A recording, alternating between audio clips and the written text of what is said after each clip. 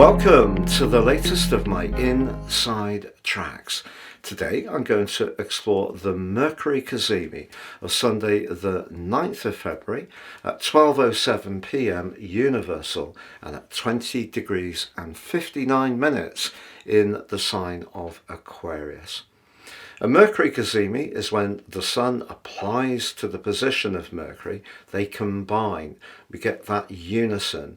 It's actually a conjunction, in this case a superior conjunction, because Mercury is in direct motion. We get 6 Cazimis this year in 2025. The last one was on the 6th of December, and that was when Mercury was retrograde in the sign of Sagittarius. Now, Mercury is very much about communication, but it's also about precision. It moves one complete revolution around the Sun every 88 days. But Mercury in the sign of Aquarius is really blessed. It governs the second decan. Some astrologers say that Mercury is accidentally exalted in Aquarius, but this event occurs in the third decan of the sign, which is sub-ruled by Venus. That can be about relating, particularly as this is an air sign, but it can also be about our values and money too. I'm going to share with you what my take on the Mercury Cazimi is, particularly with Mercury in direct motion.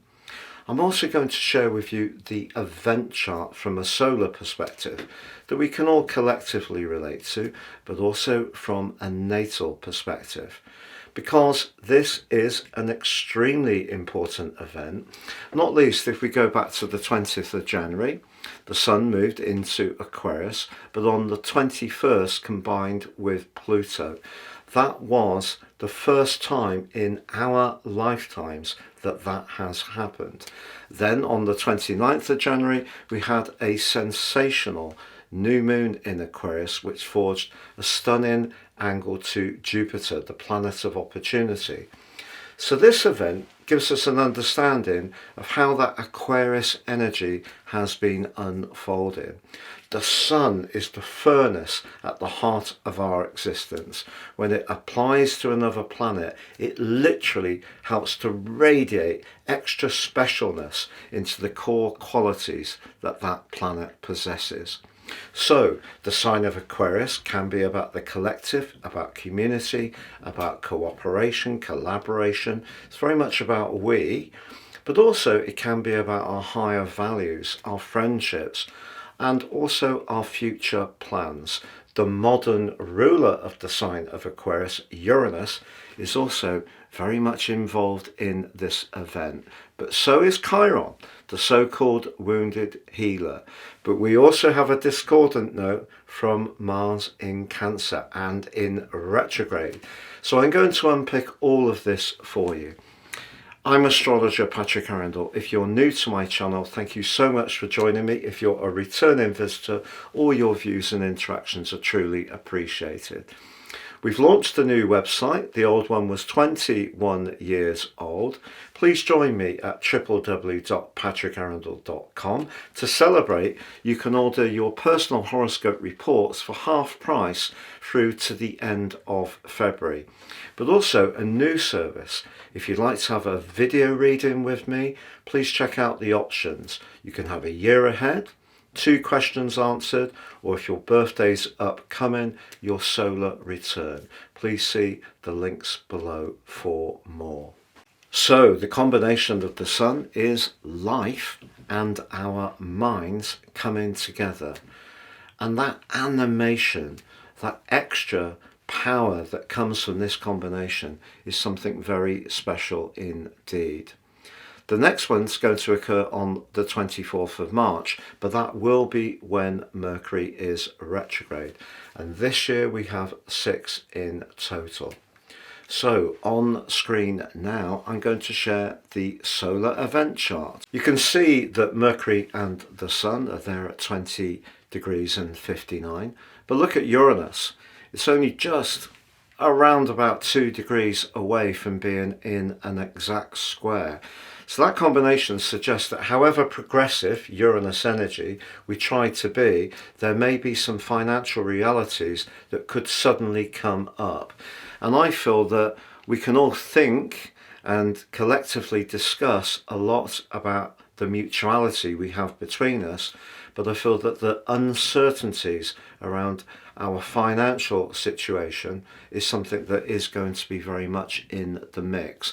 And also, to be honest, in the full moon, which occurs on the 12th of February. But look at the position of Chiron in Aries. Chiron, the so-called wounded healer, in Aries is very much about our identity.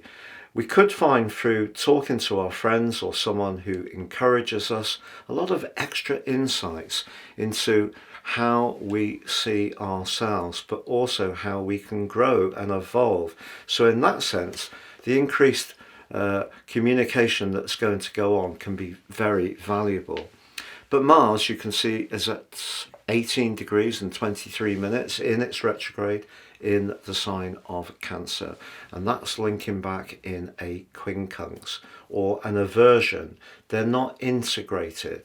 So however much we talk about things and we have some noble ideas, we need to understand that there could be some things going on in life at the moment that could be quite triggering and can make us quite frustrated. In terms of the event chart from a natal perspective, based on Placidus, Greenwich, and the prime meridian, the ascendant is in Gemini at 2452. So that forges a pretty lovely link to the ruler of the sign of Gemini, Mercury. So there's some mutual receptivity, and that really suggests that we could be encouraged to have some playtime. But in fact, the combination of the Sun and Mercury are in the 10th house. So our worldly connection is something that we are going to be analysing and disseminating very carefully on this event, not least because I think we're becoming more and more conscious of how all the new technology that's coming in can affect us in terms of employment. The 10th house very much about goals and ambitions, and for many people that is to do with the professional sphere.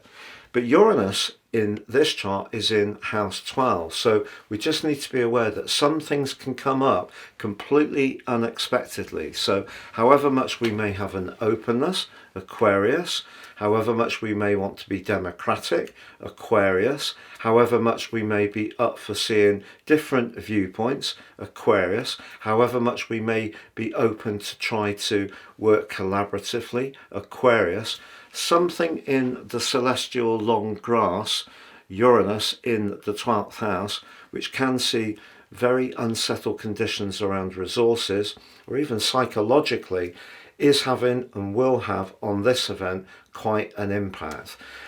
Not least because the aforementioned Mars is in the second natal house, very much about how we value things, but also where we can be attached to things. And you can see the moon is very close to Mars, and that can be a very turbulent conjunction.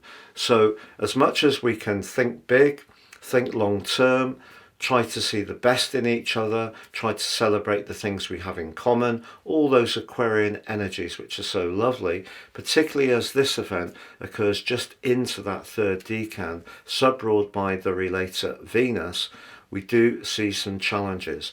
Ironically, however, Venus is in that lovely alliance with Pluto, that sextile, and further irony that Venus is in the 11th house, which has a kind of Aquarius feel. So that's asking us, particularly with Pluto in 9, to be as open-minded as possible about some of the things that we're needing to process at this particular juncture. We are going to see 2 more connections between Venus and Pluto, 21st of March, 6th of May, which is very much to do with fated connections. So if you are building up some new alliances, getting to know a new group of people, working with individuals, but in a way that you can all have some kind of mutual benefit, there is some real opportunities here. I just feel that in terms of the emotion, Mars and the moon in Cancer, and the money, Uranus, things need to be just monitored. We can't be too airy-fairy, which is the air energy of Aquarius, and we can't be too detached, the air energy of Aquarius.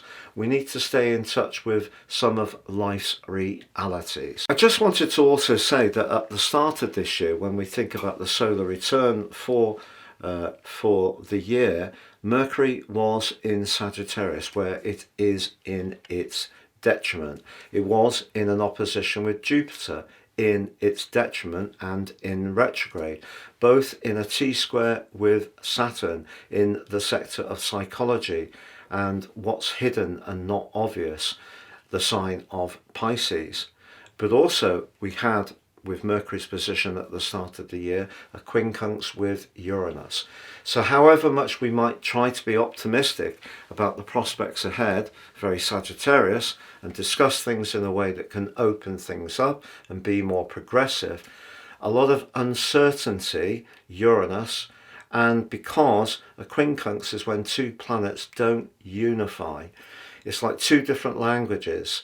And, you know, when we try to have the discussion, each of the people having that conversation may only have a limited understanding of the other person's language. And that's what quincunxes can be like. So as much as we can have an optimistic hope, we need to understand that Uranus is a very, very challenging influence in the sign of Taurus, where it's in its fall. So all sorts of sudden volatility, but particularly around markets, the cost of things. We have heard about core resources that people see as being valuable in terms of statecraft. We've also seen, of course, about how gold is being sold off. We've seen a lot of unpredictable energies around cryptocurrencies. Even the stock markets have been up and down. So that instability is likely to be part of the conversation, part of our thinking, but also part of what we need to plan for future forward. So whether we are talking about our lives in terms of a more futuristic way, very Aquarius, we also need to be aware more of the more traditional ways that we've done things that we could still have some attachment to. So we're going through a huge transition, and that's what this event is asking us to think about in a very powerful way. So just to qualify, Mercury in this particular relationship with the Sun is an opportunity to learn, evaluate, classify, and generally dissect reality. And the sign of Aquarius, because it can be cool and very observational, is a great place for this Cazimi to occur. Thank you so much for joining me.